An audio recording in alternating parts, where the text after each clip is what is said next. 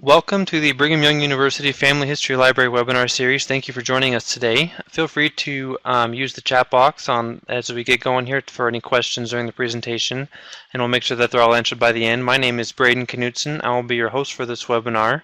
Let us know where you heard about our webinar today.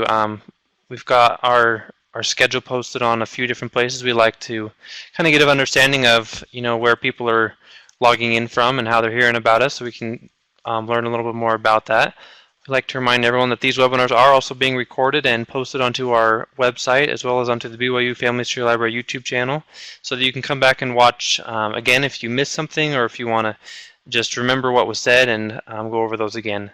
Today we'll be pleased to hear from James Tanner, who will be giving a presentation titled "Don't Miss This Opportunity, the FamilySearch Partner Programs." James Tanner has a bachelor's degree in Spanish and a master's degree in linguistics from the University of Utah. He received a Juris Doctorate degree in law at Arizona State University. He served for 2 years as an intelligence analyst for the U.S. Army and 39 years as an Arizona trial attorney. He has previously owned a retail computer business and an Apple Macintosh software company. James has over 32 years experience in genealogical research and is an avid blogger of Genealogy Star blog and Rejoice and Be Exceeding Glad. He served for 10 years as a missionary at the Mesa, Arizona Family Search Library and is currently serving at the BYU Family History Library. He has presented at expos and conferences around the U.S. and Canada. James has 7 children and 33 grandchildren. So we'll turn the time over to James now and let him take it away for us today. Howdy, this is James Tanner. We're back with another webinar here from the BYU Family History Library. And remind everyone that these webinars are being recorded and uploaded to the BYU Family History Library YouTube channel. And you can subscribe to the YouTube channel, and we encourage you to do that. And you will be notified of all the new videos. But this week, I think, has been kind of different. We put up almost one a day, so we're doing pretty good. So now we're going to move into the partners program. So first of all, we need to know what FamilySearch.org is. FamilySearch.org is a website that is operated by a business called FamilySearch International, which is a solely owned subsidiary of the Church Jesus Christ of Latter-day Saints. And it has a lot of different activities. It has a huge library in Salt Lake called the Family History Library. It has a big program for digitizing records around the world, and there are millions of records that are being digitized each year and put onto this website. And then it has a family tree program, which is a unified family tree shared by everyone, and that family tree is large enough to encompass all of the people who have ever lived on the earth. So we are looking at a very, very expansive program. Here's a few statistics about it to give you some comparison. We're going to talk about the partner programs with FamilySearch, and in order to have some perspective of how these different organizations match up, then I thought it'd be appropriate to start with some things about FamilySearch. They have billions of records in the historical record collections. The records are organized into individual collections, and these reflect sets of microfilm that were digitized beginning back in 1938. It also has more than 313,000 fully searchable digitized books. All of these items are available underneath the Search tab. If you go to FamilySearch.org at the top of the screen, you'll see some tabs, one that says Family Tree, and the next one over is Genealogies, and then Search. And when you go to the Search tab, you'll find the books and the historical record collections. They're called records. There's millions of user-submitted genealogy records. These are under the Genealogy tab. They include things like the International Genealogical Index, the Ancestral File, and the Pedigree Resource File. They also have a former website called Community Trees. They recently added a website called of the Organization of One Name Studies, which is a group in England that collects information pertaining to individual surname groups. They're very valuable records because they are records that, even though they're focused on one surname at a time, they include lots of different surnames, almost every surname that they've ever had in England. So it's not like they're just studying one person out there. This is one name studies means everything. They also have over 84,000 pages of genealogy information, which can be searched in the FamilySearch Research Wiki. And the FamilySearch Wiki is also under that search tab on FamilySearch.org. And most importantly, they have the FamilySearch catalog. And the catalog is where all of these records are located, where they can be searched, primarily searched by location. The reason for that is that most genealogical records are created at or near the time that an event occurs, somewhere near the place where the event occurs by someone who either is interested or has the obligation or authority to record that event. And since those events are available worldwide by searching in places, different places, then the catalog also, as sort of an analog of what goes on in the real world, has organized primarily by place. You can also search by title, subject, all sorts of different things, but you'll find that place searches on the catalog are the most profitable. So this is kind of an overview, quick overview of FamilySearch. And now to kind of introduce the partners, and I will go in and talk about each partner as we go along in the presentation. First of all, some introductory things. All members of the Church of Jesus Christ of Latter-day Saints over the age of 13 can create their own personal free accounts with the FamilySearch Partners. So this is a process that means you're registering with a login and password, and it's verified through the email address you provide to FamilySearch that you are, in fact, a person who is authorized to have the free account. Secondly, these partnerships are designed to be long-term arrangements. One of the questions I get frequently is, well, we know that we have these partners, but what happens if they bail out? And I would only say that the way that it's designed, the agreements between the partners and FamilySearch, it's designed to be a long-term arrangement. It isn't a temporary thing.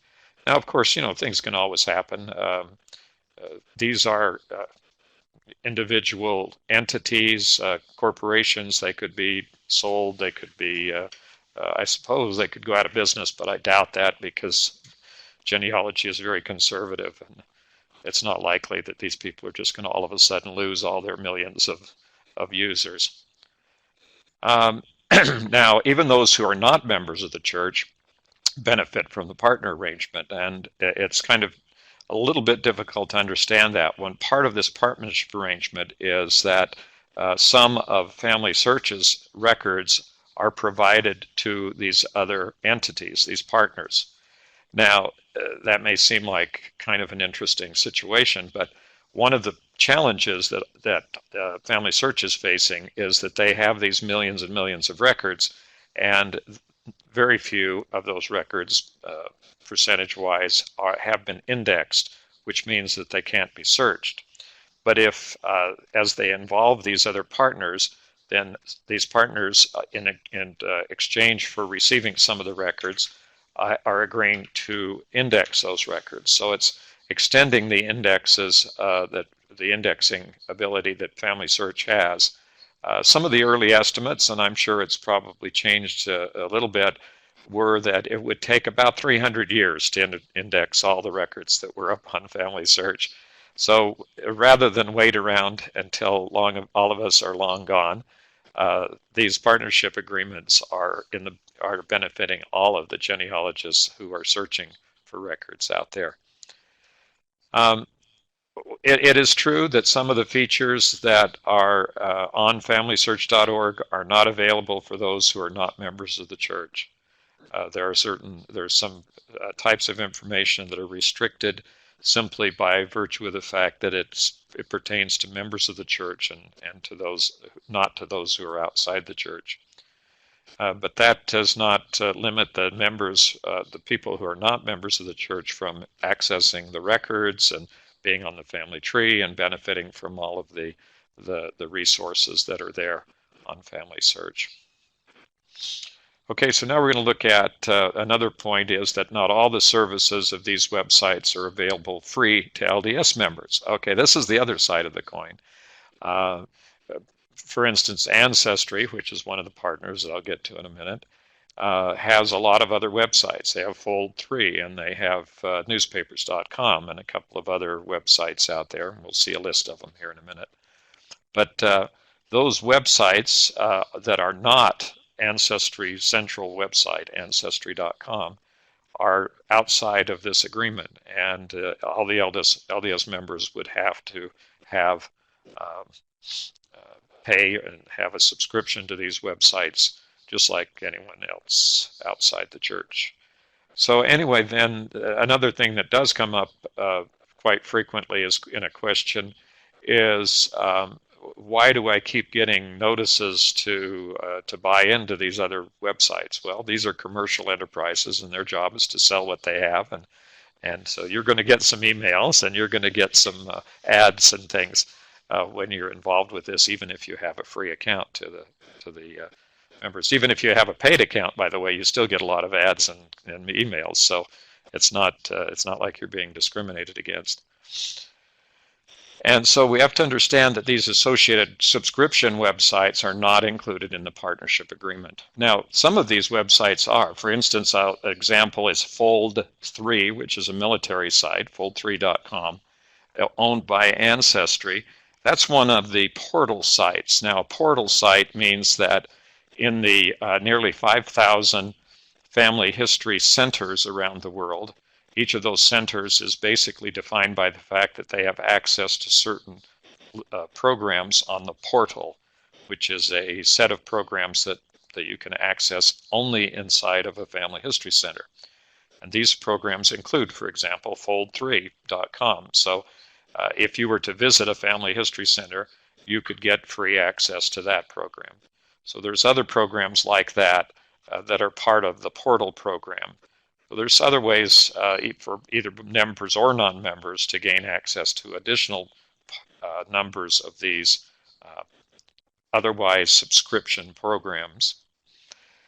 Now, another thing that's important is you have to register, and I would add register correctly to gain access.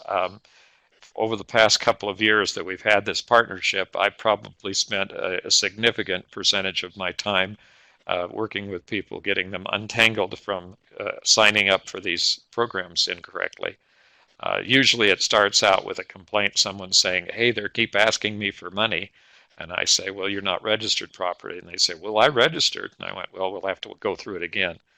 And there is a method to clean all of this up. And if you are getting a member of the church and you think that you have an LDS account, you may not. In fact, I have found LDS members who have registered for FamilySearch without indicating they were members of the church, which then again keeps them from getting into the partner account. And we've only discovered that when they actually couldn't get into the partner account. So it's kind of an interesting situation. So who are these partners? First of all, there's Ancestry.com that I mentioned. And then there's Find My Past, and I'll come back to these individually and talk about them. We have MyHeritage.com, American Ancestors, and JennyNet.org, which is a newer partner program. So when you search on FamilySearch, when you go to the family tree, and if you have an access to these programs, whether you're with a free LDS access or as a simply because you happen to have a subscription, there are direct links from these 4 programs, including FamilySearch, from each detail page in the family trees, from the individual's detail page. So anybody you're looking at individually on the FamilySearch family tree, you can click over here on these links and it will use the information that's available on the family tree to search directly in these other websites. So it's sort of a shortcut way of doing searching in each of these websites as you are um, researching your people on the FamilySearch family tree.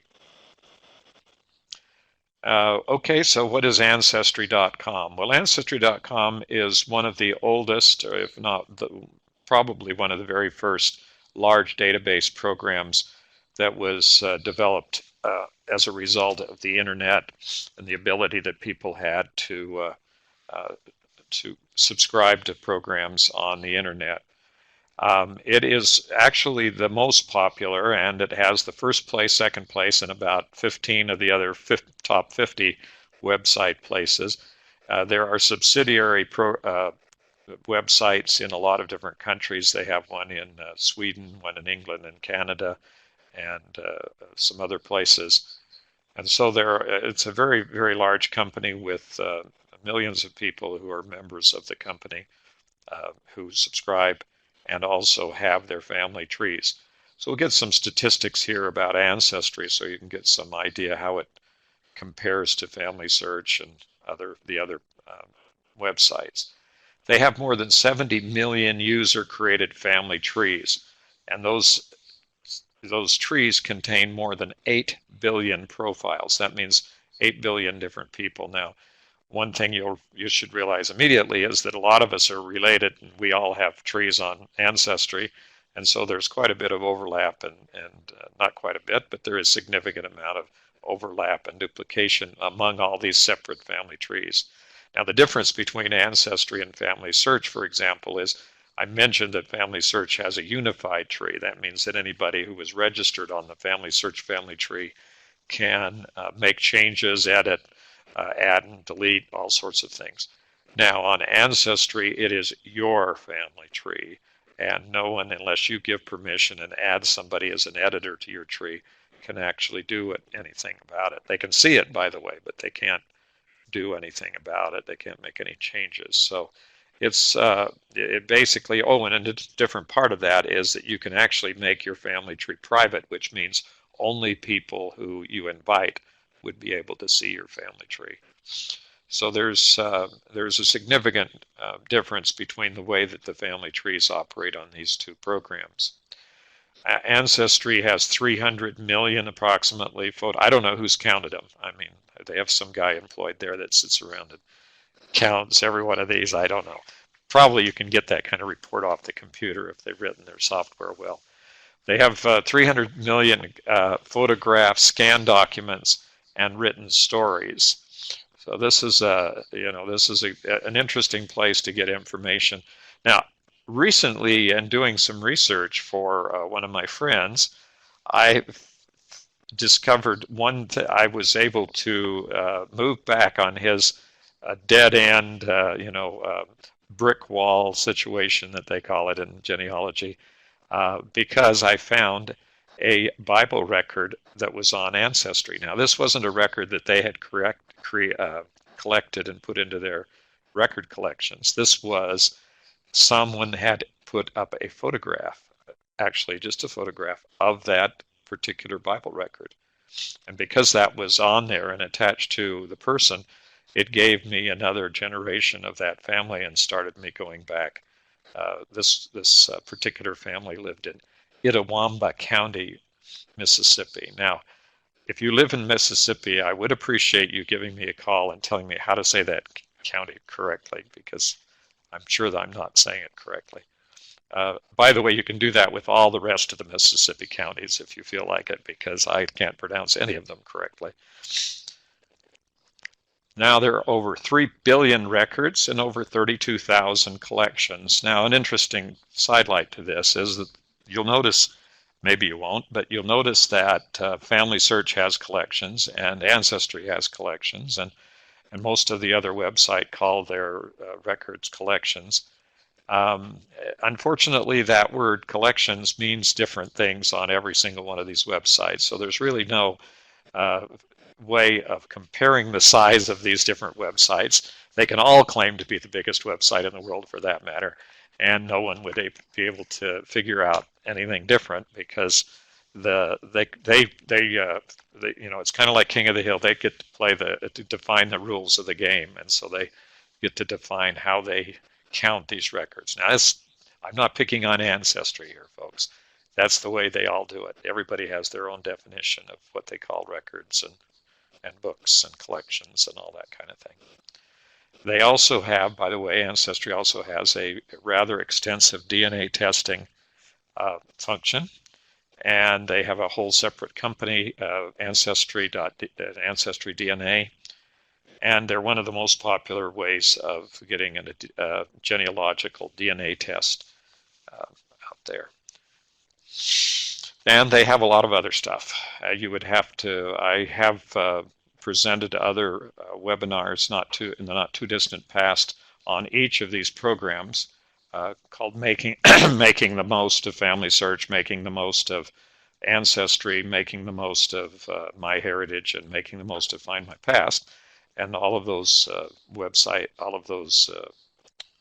webinars are now up on the BYU Family History Library YouTube channel. Now, these are the companies that are associated with, essentially owned by Ancestry. They have Ancestry, Ancestry DNA. They have another company called Ancestry Health, and the Ancestry Academy, which is a teaching instructional company. They have Archives, and then they have Ancestry Pro-Genealogists. They have Fold 3, the Ancestry Institution, which is institutional versions of the Ancestry.com website are the ones used by libraries and other places where they basically provide Ancestry free to their users. I mentioned that Ancestry and some other programs like Fold 3 are free access through the family history centers. They are also available through many libraries across the country. I know my local public library has Ancestry is available in their a few computers. Well, they don't have a lot of computers, but they have some computers that are for public use. Newspapers.com.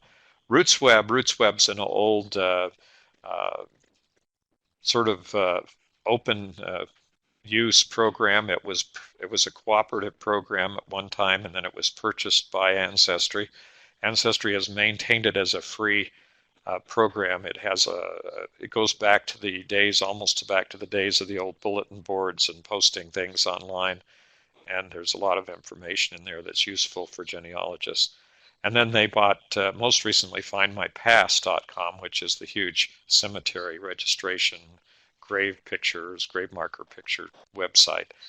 And in the statistics that are sometimes compiled about the use of the popularity of these various websites, Ancestry is by far the most popular website, receives the most hits online, but Find My Past happens to be the second most popular genealogy website, at least for the time being. We'll see what the numbers say when they come out again next year.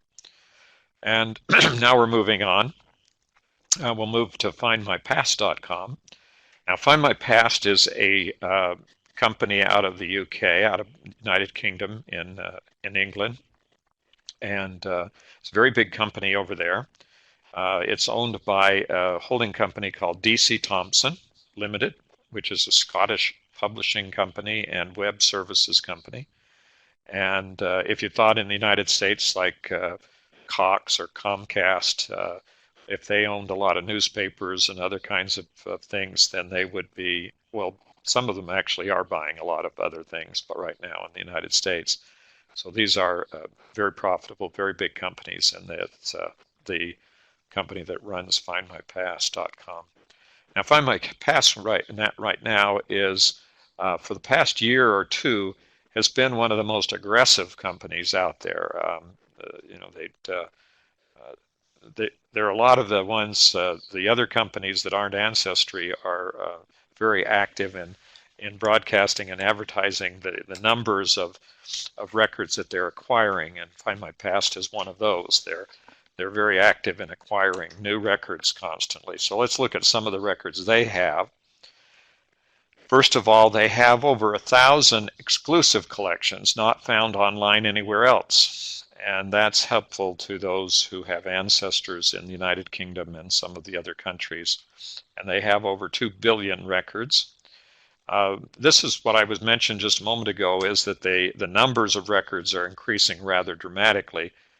They're adding, I get an email announcement at least every week announcing millions of more records that are being added to the Find My Past collections. And additionally, Find My Past is heavy into the United Kingdom, but also Irish records and Canadian, Australian, New Zealand, the British overseas India Company, the military and civilians who were stationed in India. In fact, one of our local BYU family history library volunteer missionaries her family came from this India company for a number of generations. So these are where this is where the records are for those kinds of searches.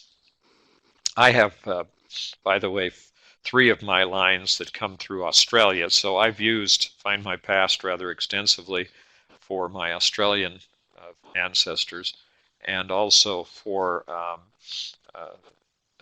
also now I'm finding that there's very few, actually it's surprisingly, but I only have very few ancestors who came through Canada. Most of them either came directly to the United States or those 3 lines that came from through Australia. So they also have 1 billion records from the British Isles. Now the one big strong point for Find My Past for English and Scottish and Wales research is the parish registers, the Church of England records, where they have over 40 million baptism, marriage, and burial records across England and Wales dating back to 1538. So these are valuable records. And of course, as I said with the other 2, and much, much more, there's lots of other things on this website that are noteworthy and very important for people who are doing genealogical research. So the next one is called whatismyheritage.com. It looks like I forgot a question mark there, but picking up this earlier on our review of this program just before we started, and I guess we missed this one. But MyHeritage is a very, very large website out of its headquarters are located right outside of Tel Aviv, Israel, and they are a very aggressive and very high-tech company. This is one of the companies that's driving the technology. They constantly come out with new technology that basically has everybody playing catch-up. But in a sense, in driving that, it's benefited all of us because all of these websites have improved their searches and their other things that have been improved dramatically by having MyHeritage push the limits of what can be done with genealogical information. They are giving you some statistics here. They have more than 84 million registered users. And I watch the numbers from time to time. I'm not obsessed by it, but whenever I'm doing a new presentation, I always go check to see how it's going. And it looks to me like they have been adding about 100,000 people a week to this program for quite some time. And they also are in every single country of the world. They have 2.6 billion profiles, or the names in the family trees that are on there, and over 28 million family trees. So what is significant about these family tree programs is that these programs, including both Ancestry and FamilySearch and MyHeritage, all match you up to your relatives. Now, FamilySearch does it by default because if you're on the family tree, you're on the family tree with all your relatives. So whether you get along with your relatives or not, you're still on there with everybody. On MyHeritage and on Ancestry, they are giving you matches out there to other people who have and share relatives with you on their particular family tree. So if I'm, for example, if my great-grandfather is on Ancestry, then and someone else is also a descendant from that same person or related, then they will show up with a record hint showing the connection between the two. And the same thing here with MyHeritage. They have what are called record smart matches, and their smart matches will match you up to all your relatives in all these other family trees. Just kind of a matter of note, I presently have over 100,000 smart matches. Almost incredibly that that means really literally means that I have over 100,000 relatives identified among all the people on the MyHeritage.com family trees out there, and all these 28 million family trees. They are presently have, this 6.8 actually went up significantly in the last week, and I have to provide these sometimes in a couple of weeks in advance, and the number is now over 7 billion historical records and documents. They added a significant number of Danish census records beginning in the 1800s, and they also added records from Canada and from a number of other places around the world that were significantly increasing their record coverage significantly. They have over 200 million photos on MyHeritage, and important for the users of MyHeritage around the world, they are in 42 different languages. MyHeritage is also in every single country of the world. So every country out there, all 300 plus countries that they're recognized, have people who are on the MyHeritage.com program, which makes it some of the partially explains why I would have so many relatives showing up, is because it's such a wide reach of people to match you to around the world. Now, if you have ancestors who come from a country where you have difficulty obtaining records, genealogical records, then you probably need to have your family tree up here on MyHeritage, because they are going to match you to any potential relatives in those countries, and they already have people who are on the program in those countries. So there's distinct possibility of having a match between you and someone else in one of those countries. So this is the last one, that they're in all the countries of the world across all the continents. So what's the next one here? AmericanAncestors.org. American Ancestors is the website for the New England Historic Genealogical Society. This is the oldest genealogical society in the United States. It's probably also one of the largest, if not the largest, in the United States. And they have a huge library in Boston, Massachusetts, and they also maintain a lot of records here online. We look at some of those records. Their records pertain primarily to New England, but they do have records outside the New England, as I'll show here in just a second. The New England Historic Genealogical Society, or NEHGS, as it's sometimes known as, is the organization that is behind it. It was established in 1845. They give access to more than 1 billion records, including early American records going back to colonial days. And the records are from England. Obviously, at the time before the Revolution, the American Revolution, this was all British America, and those records are part of American Ancestors holdings, as well as records from New England, New York, Pennsylvania, and Virginia.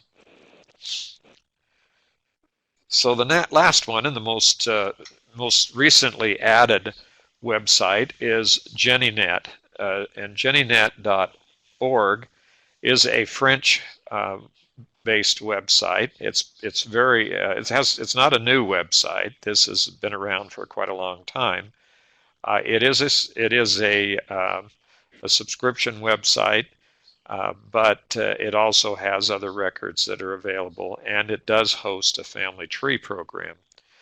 Oh, I forgot to mention that American Ancestors does not host a family tree program, so it is basically a website for searching and a database type website for searching for ancestral records. Now, JennyNet also has a family tree program, but we'll look at some of the statistics from JennyNet.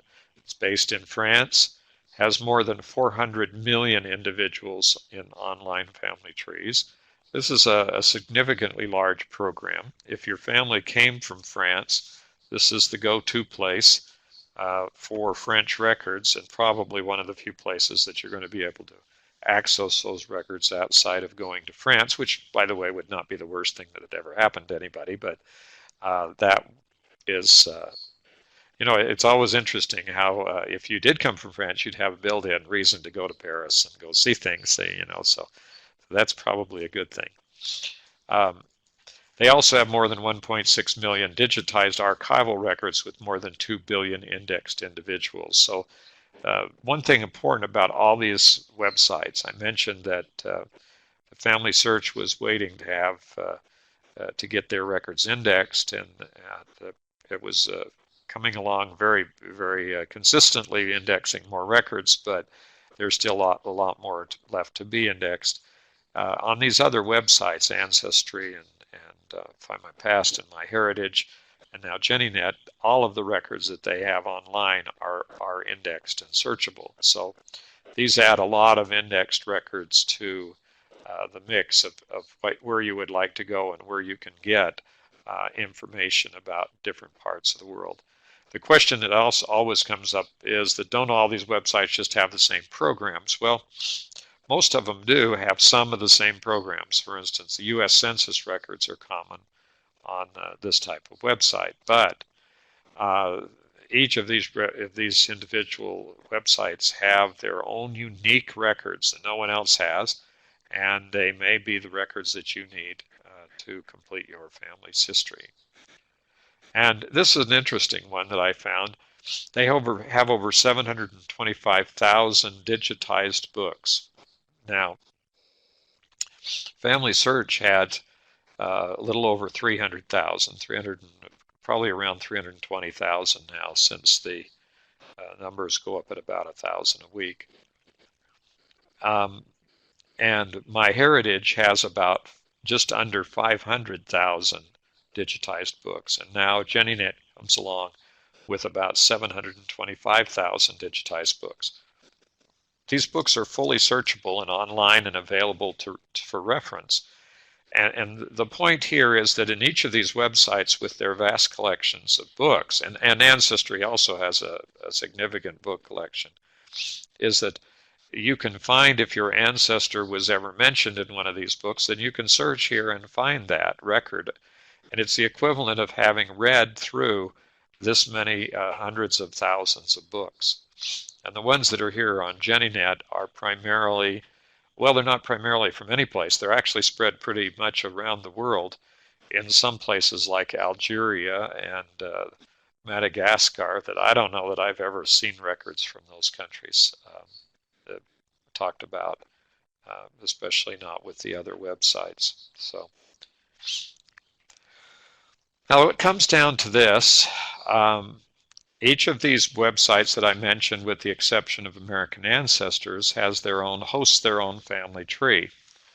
And so the question would come up is, even assuming that I was, as LDS members have access to all of these programs, or other people who may subscribe to all these programs, why would I want 5 copies of my family tree online? Well, if you were me, you would wonder, your question would be, why would I want to limit my copies of my family tree to 5 online? Because I don't even remember how many I have.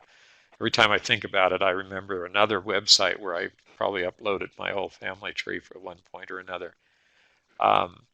But multiple family trees becomes kind of a number issue for people. They think that's a big issue. Now, this is the answer. The answer to this is that each of these programs provide automated, very highly effective and accurate record hints. A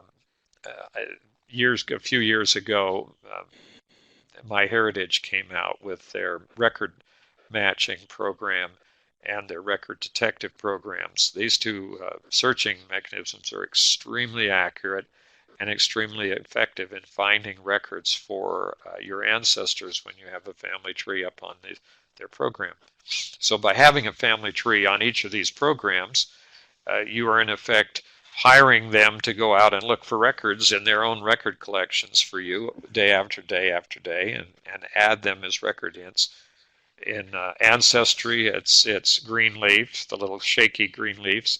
On FamilySearch, they're record hints that pop up on the individuals, and there are also little blue icons that come out. So we have green shaky leaves on Ancestry, and we have little blue icons on FamilySearch. On MyHeritage, we have the record matches and the record detective that are giving, in my case, for example, I have a little over 21,000 record matches on waiting for me to process on MyHeritage, just on my own family tree. So these are very effective ways to get a lot of information.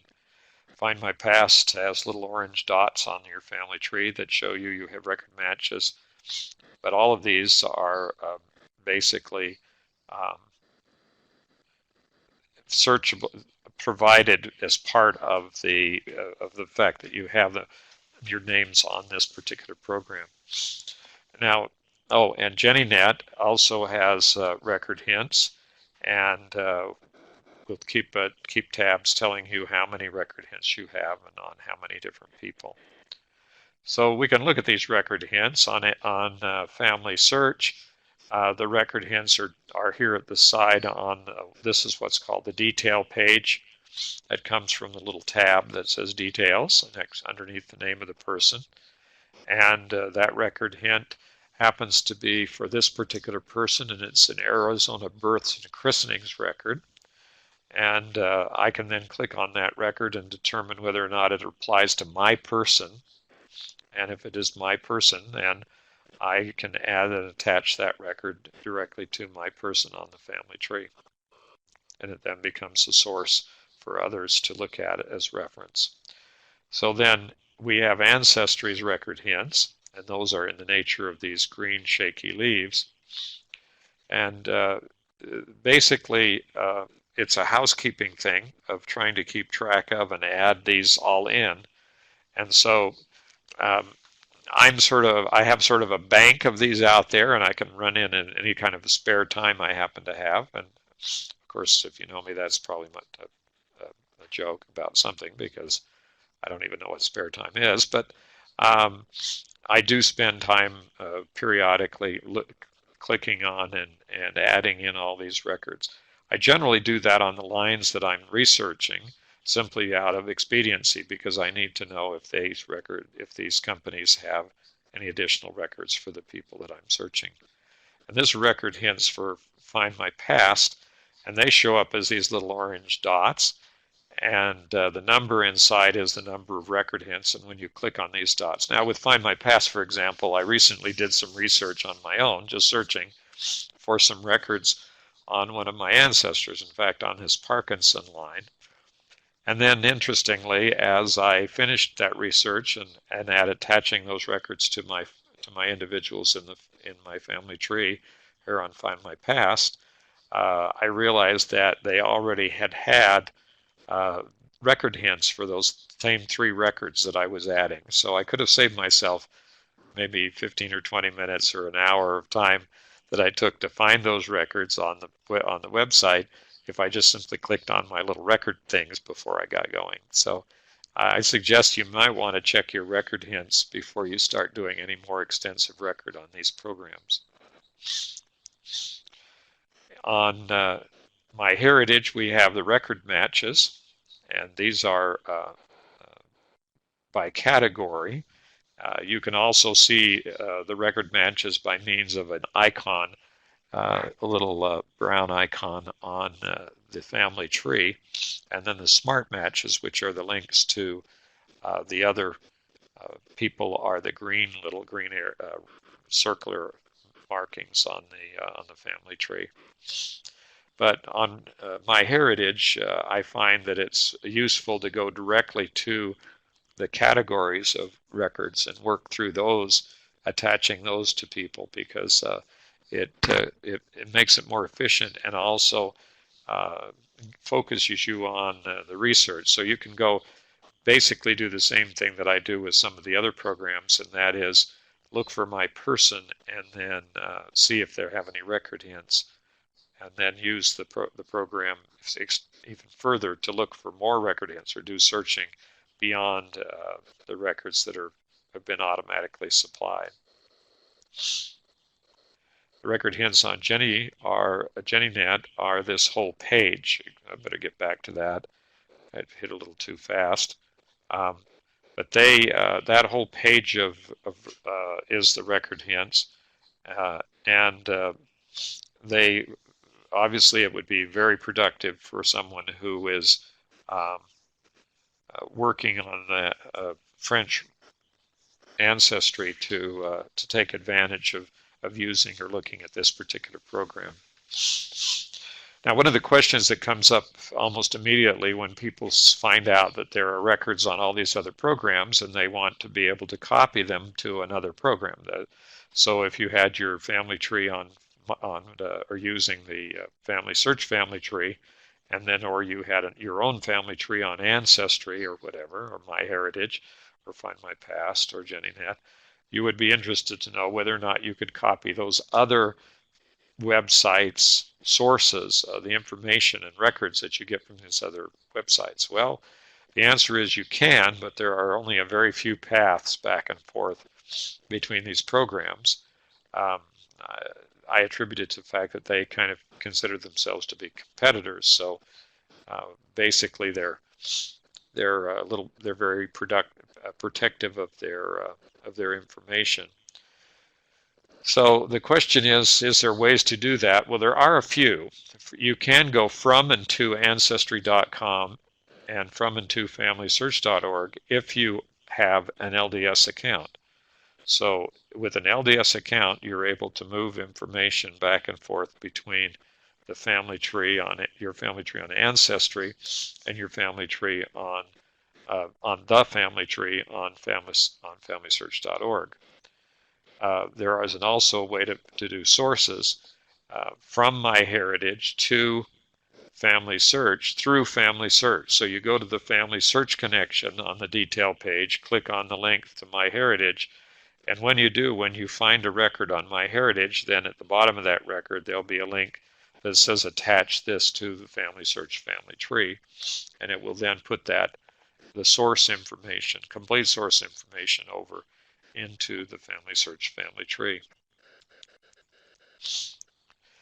Now there's another way to get these records into another program, particularly into FamilySearch family tree and Ancestry's family tree, and that is to use a program called RecordSeek. RecordSeek is what's called a browser app. It means that it lives up in your browser bar. Now, if your browser doesn't have a bar, like you're using Edge or you're using Chrome or Firefox or Safari or whatever, one of these browsers, probably because there's a setting. So if you go into your settings menu, you'll find a hide show browser bar setting, and you need to show your browser bar. And then you can drag that little green icon that's right there in the middle of their website up to the browser bar, and it will automatically install this search program. This program that allows you to copy a source onto and make it part of your browser. So then you just click on the link to the program when you have a record open that you want to copy this to use as a source, and highlight whatever information you want copied into RecordSeek. And then RecordSeek, by the way, it used to be called Tree Connect, so if some of you are wondering where this one came from, it's now all called RecordSeek. The Tree Connect portion of it has basically been retired. Same program, it just changed the name. And also ownership, by the way. Yeah, the ownership of the program did actually change. But this is a utility for moving source information into both Ancestry and the FamilySearch family tree as sources. So basically over the I get comments back and forth of people who use it that it doesn't always work, and the answer is usually because one of the programs, either Ancestry or FamilySearch, has changed their program, and there's a lag time between when they change their program and when these other secondary utility programs and apps are updated. So you don't get automatic updates from FamilySearch, so they have to go in and reprogram their program every time FamilySearch makes a change. So here to create a source, you click on Record Seek, and by the way, you could highlight everything in the record that you want copied. You don't copy it. You don't go to copy. You just highlight it, and then Record Sync identifies what needs to be copied and does it automatically. It copies it into the notes or comment section of the source. Now, what if you need more information? Obviously, I haven't said a whole lot about how these programs work in getting into the individual instructions in the programs. I might mention that each of these programs have extensive help menus. Most of them have videos and other kinds of instruction that tell you about them. And if you begin to understand why the Brigham Young University Family History Library has a YouTube channel, is that you will find that every one of these organizations have their own YouTube channels, and they all have videos up there. And so this is the YouTube is actually a go-to place for finding out information. Most people kind of think of it in terms of cats and dogs and tricks and things like that, but it's thing. Now, we have a question came up.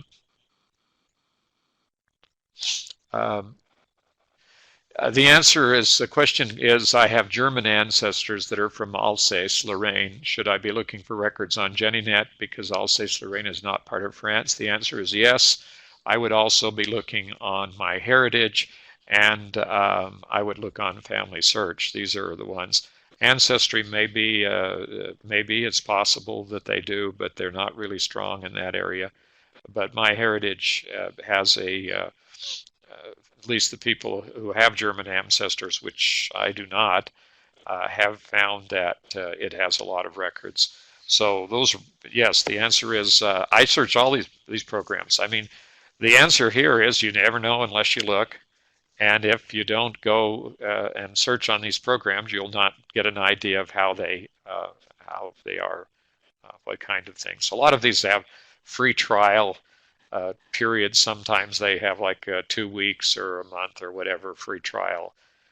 Some of them are free, like MyHeritage, for example. The family tree portion of the program is free, up to having 250 people on your family tree.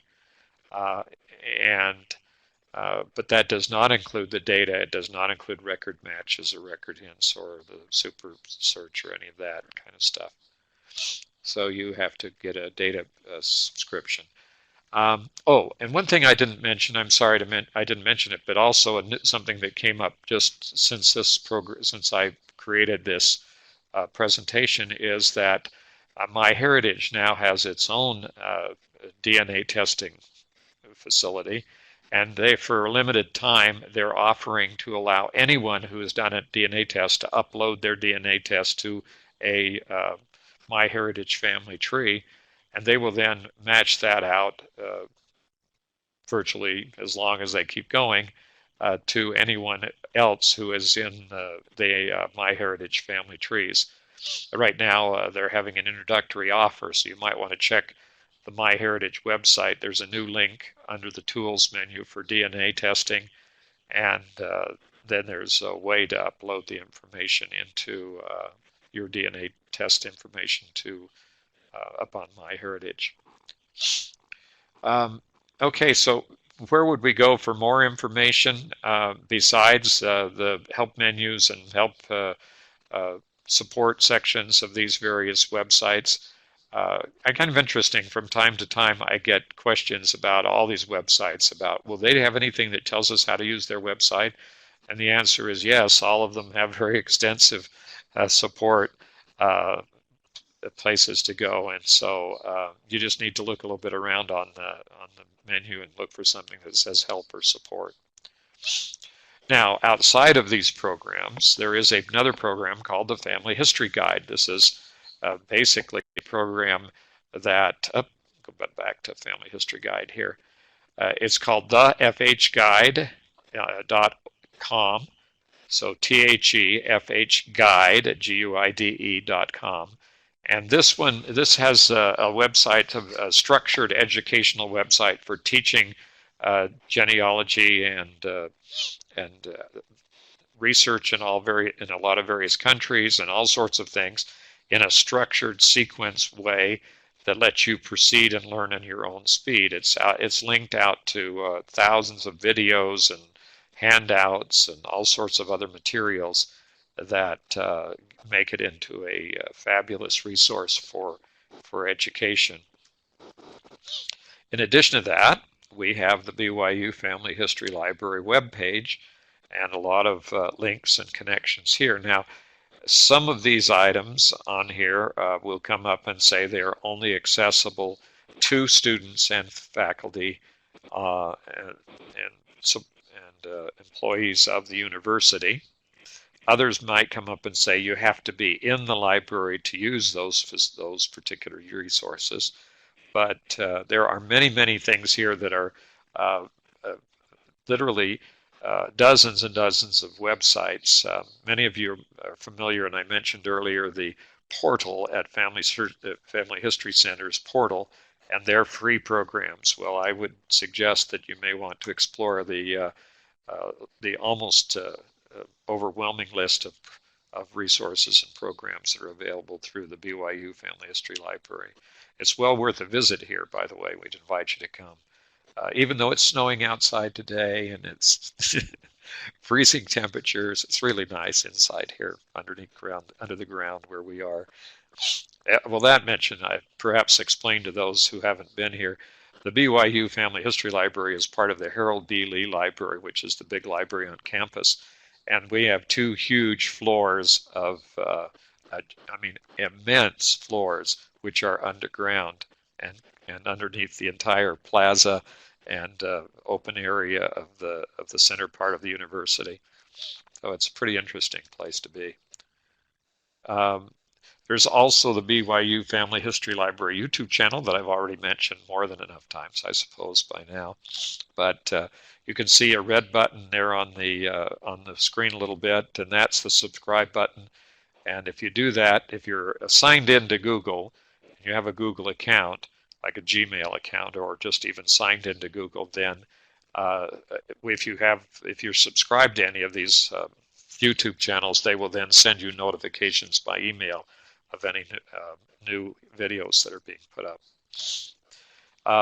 And then right now we had 203 videos, but these videos that these presentations I'm doing this week will probably bring the number up to 206, and then we'll have more as we get into December and January, obviously. Another place to go for a lot of information, not just about FamilySearch, but about other things too, is the FamilySearch.org Help Center, and it has a rather extensive amount of information about all sorts of different things. Then we have the FamilySearch.org Learning Center, which is a big part of the FamilySearch.org website, and it has hundreds, and I've heard as many as 800 video and class instruction type offerings here on this particular website, part of the FamilySearch.org website. Well, that takes it all for today. Thanks for watching. Appreciate all of those who have tuned in. We'll be uploading this to our Family History Library, BYU Family History Library YouTube channel. And once again, if we'd encourage you to subscribe. Thanks. Thank you very much, James, for the wonderful presentation today. There's definitely a lot of resources out there, and we encourage you to go and use them all so that you can learn more and reach more of your ancestors. If you have any feedback for today's presentation, we'd love to hear it so we can improve our webinars and our webinar series here at BYU. Let us know where you heard about the webinar today. We've got our fingers in a lot of different pies, so to speak, and we'd like to know where you're coming from.